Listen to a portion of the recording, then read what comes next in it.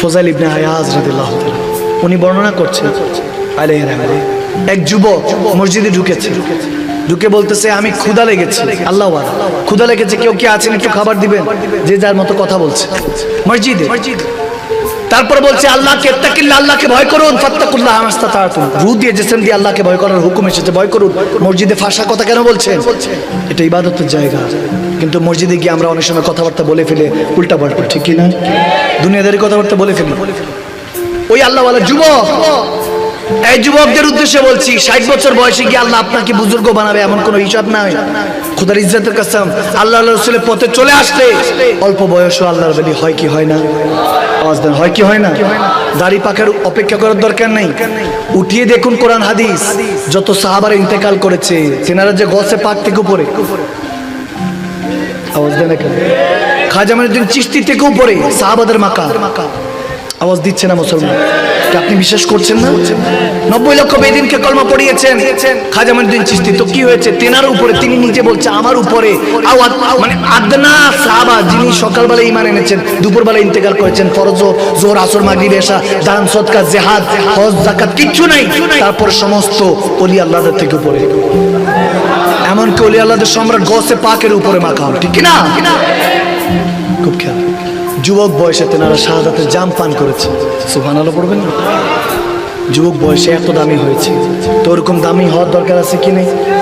মানুষের কাছে নয়, মানুষ আপনাকে আজকে বলবে কি দেখছি না সিফাকে সুক্তান দিত, তসবি পড়ছে, তসবি মাথা টুপি নিছে, নামাজি দেখা, বলনেওয়ালা বলবে, ততক্ষণ জীবনে আপনাকে ভালো পরামর্শ দেনেওয়ালার অভাব পাবেন, অভাব নাই, ভালো পরামর্শ দেনেওয়ালার অভাব নাই।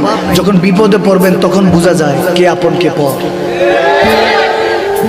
সঙ্গ দেনেওয়ালা নাই, থাকবে না। এজন্য নিজেকে নিজে সঙ্গ দিন। মানে আরাফা নাফসাহু ফাকাদ আরাফা রাব্বাহু, যে নিজেকে চিনেছে সেই প্রকৃত পক্ষে আল্লাহকে চিনেছে। সুবহানাল্লাহ। আমি ওদিকে যাব না। ফুজাইল ইবনে আয়াজ বলছেন, ওই আল্লাহওয়ালা যুবক ভয় শিখেছেন, প্রথম বলেছেন রুটি দাও, দেয় নাই, ভয় করো, আল্লাহকে ভয় করো, পায় নাই। কিছুক্ষণ পরে সে দেখা গিয়েছে নামাজ অবস্থায় ওই যুবকটা ইন্তেকাল করে গিয়েছে। সুবহানাল্লাহ।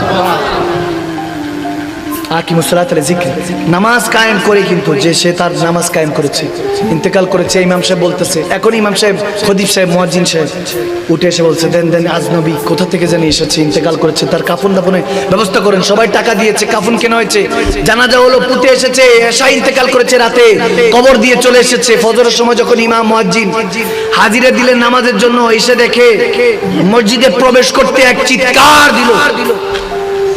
ইমাম আর মুয়াজ্জিনের চিৎকার শুনে এলাকাবাসী দৌড়ায় এসেছে, দুনিয়া দৌড়ায় এসেছে। চিৎকার দিল কেন?